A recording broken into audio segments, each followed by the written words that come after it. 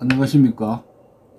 이주천TV의 이주천입니다. 오늘 2022년 1월 25일 화요일이 되겠습니다. 오늘 다시 굿바이 이재명 세 번째 시간입니다. 제 구장의 이름이 구장이 모래시계라는 타이틀인데 그 구장에 있는 내용을 좀 소개해 드리겠습니다. 어떻게 해서 장영하 변호사가 후두기 이재명 지사를 고발하지 않을 수가 없었는가, 오직 하면 고발했겠는가. 저는 이 책을 읽고 그런 느낌이 들었어요. 제 내용을 좀 소개시켜 드리겠습니다. 악명조차도 자산인 것일까? 이재명의 말은 갈수록 선정적이고 독해졌다. 2022년 대선을 앞둔 그의 말과 행동은 유독 튄다. 마치 인간의 감정에도 한계 효용 체감의 법칙이 작용하는 듯이 그의 일상은 스펙타클하다. 주변은 하루라도 조용할 날이 없다. 그저 이목을 끌어야만 살아남을 수 있다는 강박관념에 사로잡힌 듯하다. 그렇지만 명심해야 할 것은 이상한 나라의 앨리스처럼 수단과 방법을 가리지 않고 앞으로 달린다 해도 그 뜀박질은 제자리에 있던 사람보다 앞서가지 못한다는 사실이다. 반면 이재선의 삶은 정반대였다. 세상 어떤 존경보다 자녀들에게 존경받는 아버지이고 싶다는 소박함을 꿈꾼 소시민이었다. 그런 그에게 이재명은 자신의 자전적 에세이에 다음과 같은 대못을 박았다. 우리 7남매 중에서 일찌감치 경제적인 안정을 이룬 사람은 공인회계사인 셋째 형이었다. 가난했던 옛 시절을 생각하면 가히 성공적이라고 부를 만도 하지만 사람의 탐욕이란 끝이 없었다. 의식주가 해결되자 형은 명예와 권력까지 넘보았다. 그리고 그 욕망은 내가 성남시장에 당선되자마자 때를 만난 듯 기지개를 켜기 시작했다. 이재명의 말은 잔인했다. 지나가는 소가 봐도 웃을 거짓말을 버젓이 자신의 책에다 썼다. 이재선은 자신에게 씌워진 더러운 누명들을 벗기 위해 몸부림쳤으나 끝내 벗지 못한 채 먼 길을 고통스럽게 떠나고 말았다. 그렇지만 남은 사람들, 그를 기억하고 진실을 쫓는 사람들과 남겨진 그의 가족들이 있는 한 반드시 억울한 그의 누명은 벗겨질 것이다. 진실을 쫓아 그 위에 반드시 정의를 세워야 하는 것이 남겨진 사람들의 몫이기 때문이다. 그리고 진실은 서서히 모습을 드러내었다. 이재선이 성남시에 민원글을 올리기 시작하면서 이재명의 주도로 그의 어머니와 남매들이 똘똘 뭉쳐 수많은 서류들을 만들고 공무원들까지 동원해 이재선의 강제 입원을 도모했음이 당시에는 전혀 알 수 없었지만 재판 과정에서 드러나기 시작했다. 내가 이재명을 고발하며 시작된 재판이었다. 이재명을 고발하지 않았으면 이재선 씨가 어떻게 억울하게 죽었는가를 밝히지 못할 뻔했다.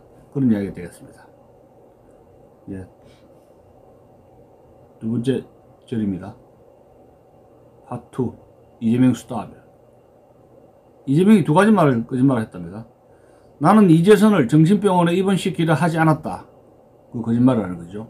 두 번째 거짓말은 이런 겁니다. 이재명의 두 번째 거짓말. 여배우 김부선을 남녀관계로 만나거나 집으로 간 일이 없다. 하하. 이게 완전 새빨간 거짓말이라는 겁니다. 2018년 5월 29일 이재명은 KBS 초청 2018 지방선거 경기도지사 후보자 토론회에서 바른미래당 김영환 후보의 질문에 허위사실을 공표했다. 더불어민주당 경기도지사 후보로서 도지사에 당선될 목적으로 자신에게 유리하도록 토론회 방송 등에서 허위사실을 유포했던 것이다.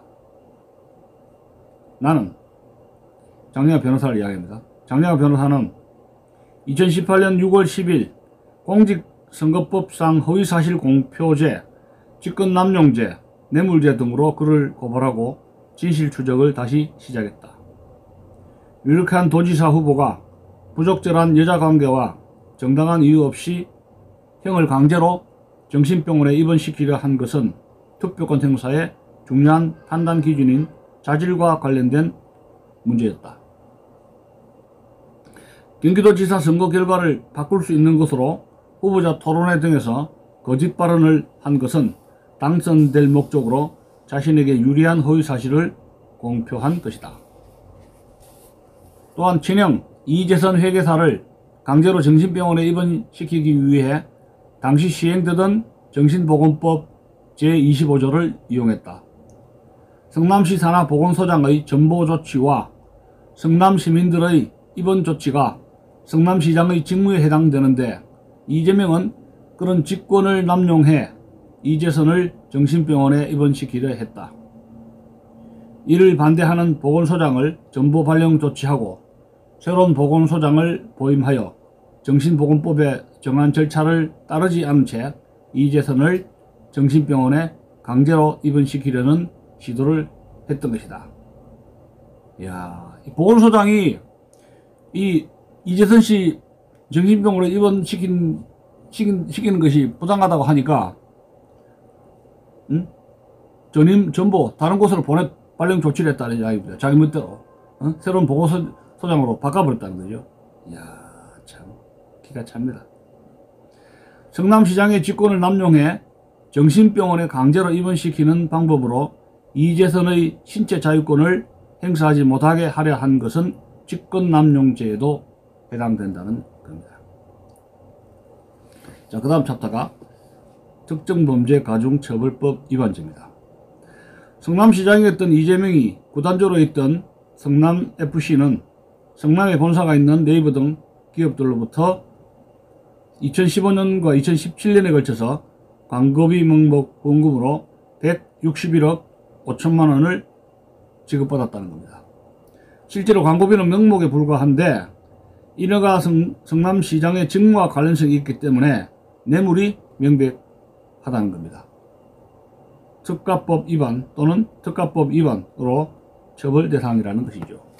그래서 여기 표가 이렇게 나와 있는데 제가 여기서 뭐 자세하게 말씀드릴 수는 없습니다만 2015년부터 2017년까지 161억 5천만 원을 받았다고 후원금 내역이 적혀 있습니다. 자, 그럼에도 경기도지사에 당선되다. 이런 거짓말을 잘하는데도 경기도지사에 당선됐다. 그런 이야기입니다. 더 읽어보겠습니다. 이재명에 대한 나의 고발과 상관없이 그 많은 논란에도 불구하고 이재명은 경기도지사에 당선되었다. 그리고 취임 이후 곧바로 여러 의혹에 대한 경찰의 조사를 받았다. 여배우 김부성과의 스캔들과 이재명이 정계입문 전 변호사 활동 당시 성남지역 조직폭력배들의 변론을 맡았다는 등 조폭 유착설 등이었다. 검찰은 2018년 12월 친형 강제 입원, 대장동 개발 업적 과장, 검사 사칭 등 3개 사건을 허위사실 공표 등 혐의로 재판에 넘겼다. 검찰은 이재명에 대해 친형 이재선을 정신병원에 입원시키도록 당시 분당구 보건소장에게 압력을 행사한 직권남용 혐의와 2018년 경기지사 선거 토론에서 이를 부인하며 허위사실을 공표한 공직선거법 위반 혐의를 적용해 재판에 넘겼던 것이다. 조폭 유착설에 대해선 불기소 처분했다.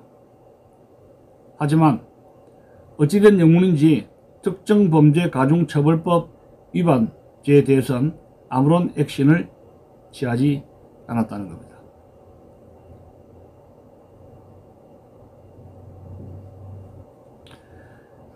(2019년 5월 16일) 1심 재판부는 선거인의 정확한 판단을 거칠 정도로 의도적으로 사실을 왜곡한 것이라고 평가할 정도는 아니다라고 하여 모두 무죄를 선고하게 됩니다. 반면 2019년 9월 항소심 재판부는 이재명의 지사직 당선 무효형에 해당하는 벌금 300만 원을 선고했습니다. 정신보건법에 따른 절차 진행을 지시하고 이에 따라 형에 대한 입원 절차 일부가 진행되기도 한 사실을 일반 선거인들에게 알리지 않기 위해 이를 의도적으로 숨겼다고 봄이 타당하다라고 하며 유죄로 판단했습니다. 대법원은 이를 방송토론에서 상대방의 질문에 거짓말을 한 것이 공표가 아니라며 무죄 취지로 사건을 파기환송했지만 유죄 의견을 낸 대법관 5명은 이재명이 분당구 보건소장 등에게 강제 입원을 지시 독촉했고 단순히 질문에 부인하는 답변을 한 게 아니라 자신에게 불리한 사실은 숨기고 유리한 사실만 덧붙여서 친형의 정신병원 입원 절차에 관여한 사실이 없다는 의미로 해석될 수밖에 없는 취지로 발언했다고 지적을 했습니다. 한편 항소심 결과가 세상에 알려지자 세간은 다시 떠들썩해졌다. 마침내 이재명의 민낯이 만천하에 드러나는데, 그러자 2014년 10월 20일 종편 채널A에 출연해 이재명에게 자기한테 도움을 줬던 자기 형도 사이가 안 좋아지니 정신병원에 입원시켰다는 등의 발언으로 700만원을 배상한 차명진 전 의원이 재심을 청구했습니다. 하지만 차명진 전 의원에 대한 재심은 받아들여지지 않았습니다. 이재명은 친형을 정신병원에 강제 입원시킨 것이 아니라 강제 입원시키려다 미수에 그쳤던 것이다.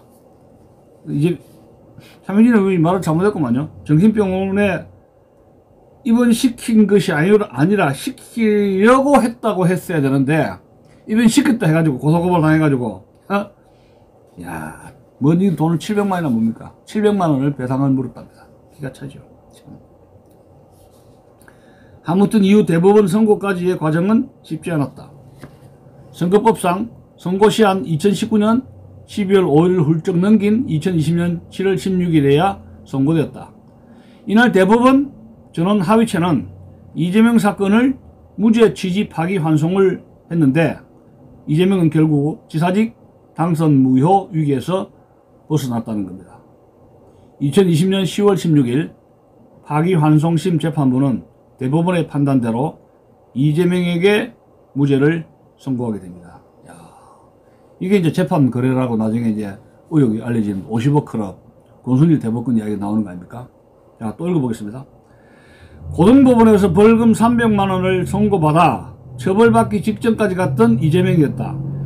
고법을 대법이 보통 고등법원에서 판결을 때리면요, 대법에서 판결 뒤집기가 굉장히 힘듭니다. 근데 이걸 뒤집었지 않습니까? 이게 재판 거래 의혹 아닙니까? 나로선 도저히 납득할 수 없는 판결이 아닐 수 없었다. 정의와 양심을 대법관들은 헌신짝처럼 내던져 버렸다. 나는 물론 건전한 상식을 가진 사람들과 법조인들로서는 도저히 용납할 수 없는 터무니없는 이유의 무죄 판결이었던 것이다. 그런데 최근 언론 보도를 보면 납득이 되죠.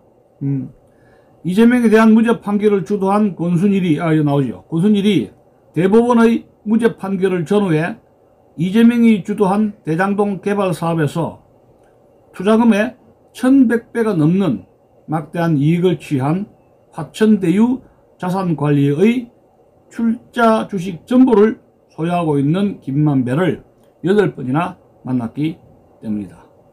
당연히 여러가지 논의를 했을 것으로 추정이 된다는 겁니다. 자, 기가 막힙니다. 기가 막혀요. 사법부가 이렇게 썩었어요. 또 대법관을 그만둔 권순일이 곧바로 화천대유 자산관리로부터 매월 1,500만원, 연간 약 2억원 상당의 거금을 고문료로 받은 비리가 밝혀졌죠. 나는 대장동 개발과 화천대유, 천화동인 등에 관한 진실이 전부 밝혀진다면 권순일은 특가법, 뇌물죄로 처벌받을 것이라고 확신한다.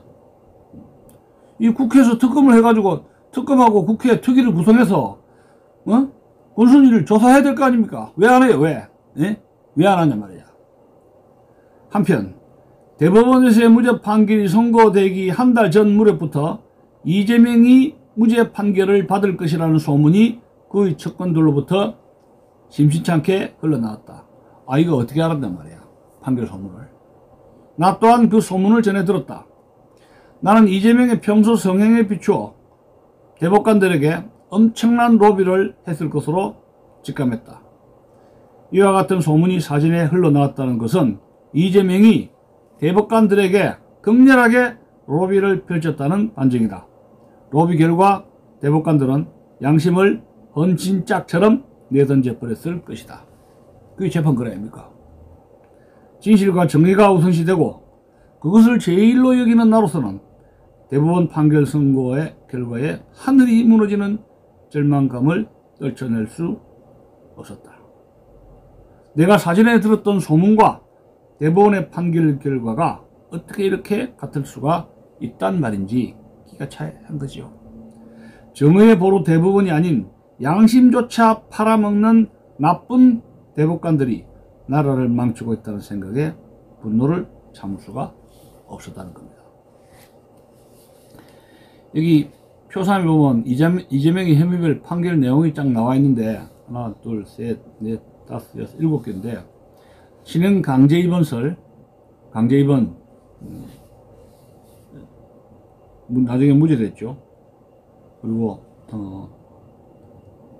벌금 2심에서 벌금 300만원 2019년 9월 6일날 2심에서 벌금 300만원 그 했다가 판결 받았다가 대법원에서 2020년 7월 16일날 무죄 취지 원심을 파기했고 또 이 파기환송심이 있었죠. 2020년 10월 16일에 파기환송심이 있었는데 무죄로 판결되었고 성남시장 업적 과장을 해서 고발을 당했는데 이것도 무죄가 되고 검사 사측 논란 이것도 무죄가 되고 여배우 스캔들 이씨와 불륜관계에 있었다는 김무선 씨 주장도 이것도 무죄가 판결되고 해경군 김씨 트위터 문재인 대통령을 비판한 트위터가 이 지사 부인 것이라는 의혹도 불기소 처분되고 조폭 연루설도 불기소 처분되고 일베 활동설 일베 베스트 저장소 회원으로 활동했다는 주장도 불기소 처분되었다고 표 3에서 언급하고 있습니다.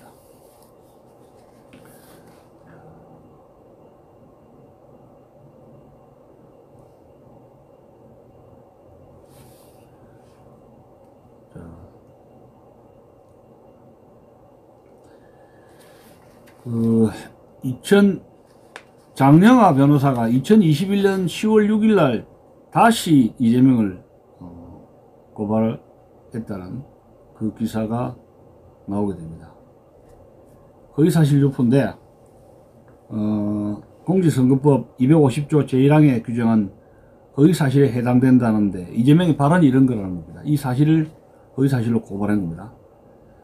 저희 형님이 시정에 관여를 하셨고 제가 그걸 차단했고 그거를 어머니를 통해서 해결하려고 형님이 시도하다가 어머니를 협박하고 어머니가 집에 불을 지른다고 하니까 무서워서 집을 나오셔서 교회 집에 불을 지른다 해가지고 집을 나오셔서 저희 집 이런데 떠들고 다니시고 이런 발언이 다 허위사실이라는 겁니다. 그래서 조목조목 이것이 사실이 아니라는 것을 이 책에 밝히고 있습니다.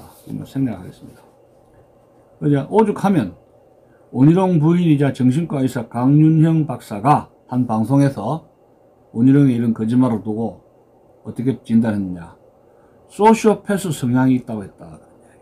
말하자면 이재명은 나쁜 짓을 하면서도 다른 사람의 고통에는 둔감한, 즉 양심의 가책을 느끼지 않는 사람의 성향이 있다는 것이 이 강윤형 박사의 발언의 요지라는 겁니다. 그러니까 이재명 씨가 자신을 향해 민원 글을 쓰는 공인회계사 친형을 눈에 가시로 여긴 거죠. 그래서 성남시장 공권력을 최대한 남용해서 어떻게 하든 이재성을 정신병자로 몰아가지고 정신병원에 강제 입원시키려던 사실이 재판 과정에서 판결로 확인되어 널리 알려지자 대선을 앞두고 자신의 이와 같은 낯 부끄러운 행동을 비난할 가능성을 희석시키고자 다시 또 거짓말을 했다는 겁니다. 정당화할 사정이 있었다는 그럴듯한 거짓말로 국민들의 거부감을 누그러뜨릴 필요성을 강하게 느꼈을 것이다. 물론 그는 오래전부터 자신의 행위를 정당화하기 위해 수많은 거짓말을 해왔다는 겁니다. 자, 그 뒤에 책을, 그 뒤에 또 한번 봅시다. 긴급히 수사라고 또 챕터가 나오고 있는데, 이재명 씨에 대해서 공직선거법 사건과 성남FC 뇌물죄 건으로 몇 차례 고발을 하게 되는데, 검찰과 경찰이 제대로 수사하지 않고 뭉개고 있거나 터무니없는 이유로 무혐의 불송치 처분했다는 겁니다. 이 성남시 근처에 검찰과 경찰이, 저는 이 굿바이 이재명이라는 책을 보면서 특히 이재명 현상을 바라보면서 우리나라 경찰과 검찰이 뭐 하는지 모르겠어요. 사람이 죽어나가고 이렇게 거짓말을 하고 있는데 이런 범죄 전과 사범인데 어떻게 이재명 씨가 저렇게 팔팔거리고 지금 정치판에서 휘젓고 다니는지 우리나라 경찰과 검찰 그리고 판사들 뭐합니까? 한심한 나라가 되어버렸어요. 수사기관과 법원은 정치적 고려 없이 오로지 헌법과 법률에 근거한 양심의 명령에 따라 수사와 사건 처리 및 재판을 해야 한다. 범죄 수사학에서의 돌 하나도 남기지 말고 뒤집어 봐야 한다는 원칙에 입각해 철저히 수사하면 그만이다. 그럼에도 불구하고 수사기관은 물론 법원조차도 양심을 헌신짝처럼 내던져버리기 일수다. 겁니다. 정치적 고려와 자의적 재판으로 사법불신을 자처하고 있다는 겁니다. 새벽이 찾아오지 않는 법은 없다. 반드시 밝은 받침이 찾아온다는 것입니다.